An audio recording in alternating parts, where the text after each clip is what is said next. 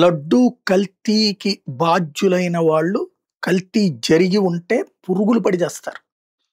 కుటుంబాలు నాశనం అయిపోతాయి. అది ఖచ్చితం.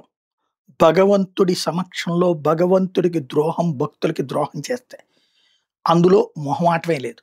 అయితే అది ఫైనల్ అయ్యి భగవంతుడే తేలుస్తాడు. దర్యాప్తు పూర్తయ్యాక స్పష్టత వస్తుంది.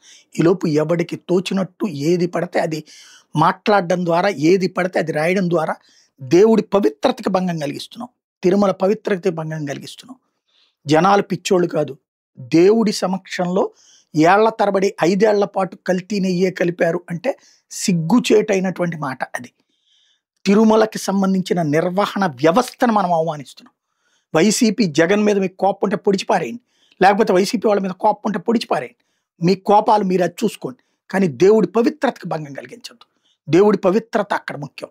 దేవుడి సమక్షంలో ఆ టీటీడీ వ్యవస్థ అద్భుతమైన వ్యవస్థ. అదే ఉద్యోగులు ఇప్పటికి కూడా పనిచేస్తున్నారు. వాళ్ళెవ్వడూ దేవుడికి తేడా జరిగితే వాళ్ళ ప్రాణాలు పోయినట్టు ఫీల్ అవుతారు. వాళ్ళ కుటుంబం నాశనం అయిపోయినట్టు ఫీల్ అవుతారు. వాళ్ళు పూర్తిగా మనస, వాచ, కర్మణ ఆ దేవుడి మీద భక్తితో పనిచేస్తారు.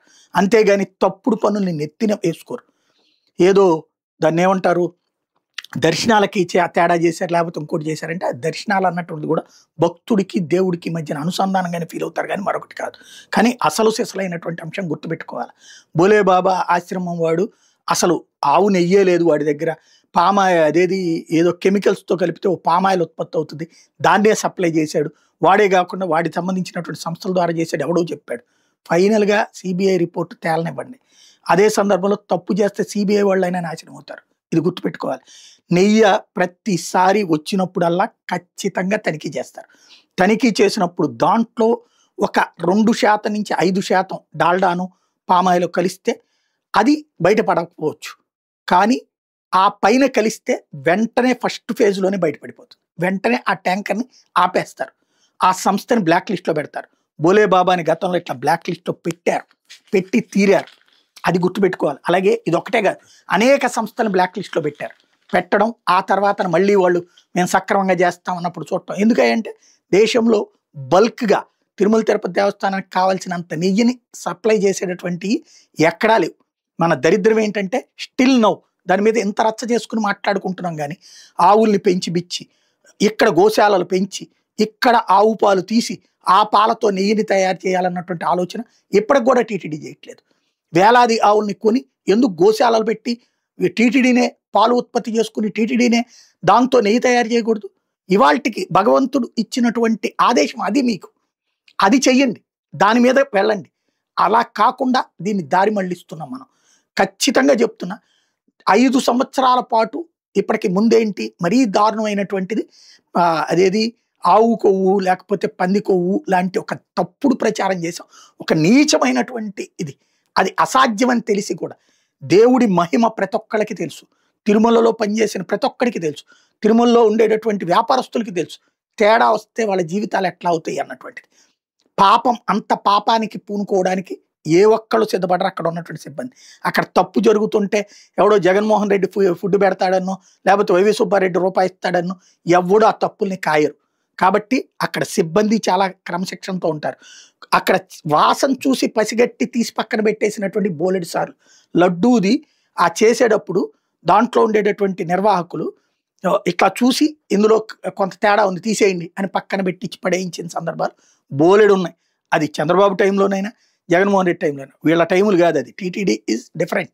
టీటీడీలో ఉన్నటువంటి ప్రతి ఒక్కళ్ళు కూడా అక్కడ ఇవాళకి కూడా అన్నప్రసాదాలు అద్భుతంగా ఉన్నాయంటే, ఇవాళకి కూడా లడ్డు అద్భుతంగా ఉందంటే వాళ్ళందరూ కమిట్మెంట్తో చేస్తున్నటువంటిది. కాబట్టి మనం వ్యవస్థలను గౌరవిద్దాం. దీంట్లో తప్పు ఎవ్వడు చేసినా వదిలిపెట్టద్దు, శిక్షించండి. ఆడెవడో ఇది వైవి సుబ్బారెడ్డి పిఏ అన్నాడు, ఆడు పిఏ కాదు ప్రభుత్వ ఉద్యోగి అని వీళ్ళు తప్పుడు ప్రచారాలు అవసరమే ఉంది.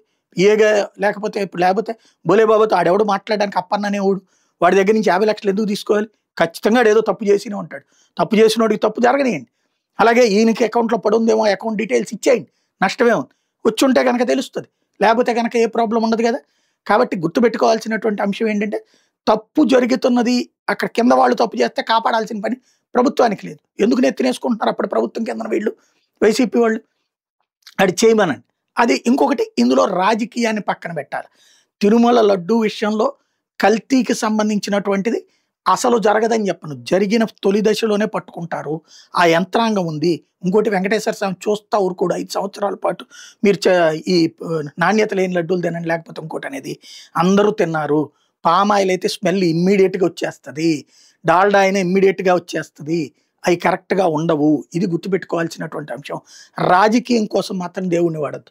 అది వైసీపీ అయినా, తెలుగుదేశం అయినా సరే. రాజకీయం కోసం భక్తుల సెంటిమెంట్‌లని బలహీనపరచొద్దు. హిందువుల సెంటిమెంట్‌లని బలహీనపరచొద్దు. భగవంతుడు ఇప్పుడు ఎలాంటి స్థితికెళ్తోంది, 5 ఏళ్ల పాటు గుళ్ళో జరుగుతా ఉంటే చూస్తూ ఊరుకున్నాడా దేవుడు అనేటటువంటి ఫీలింగ్‌కొస్తది. అది ప్రమాదకరం. అది గుర్తుపెట్టుకోవాల్సినటువంటి అంశం. వెంకన్న స్వామి సమక్షంలో నేను స్పష్టంగా అబ్జర్వ్ చేసిందైతే, తప్పు చేసేయడానికి ప్రయత్నించిన వాడు తొందరగా దొరికిపోతాడు. ఆ తప్పు దొరికిపోతుంది. కాబట్టి మనం భక్తితో ఆలోచిద్దాం. అదే సందర్భంలో నేరస్తుడు ఎవ్వడైనా, అది వైసీపీ వాడైనా లేకపోతే ఇంకోడైనా సరే, వదిలిపెట్టాల్సిన అవసరం లేదు. ఏ పార్టీ వాడైనా సరే. సేమ్ టైం భక్తుడు అందులో సెంటిమెంట్స్‌ని చెడగొట్టే ప్రయత్నం చేయొద్దు.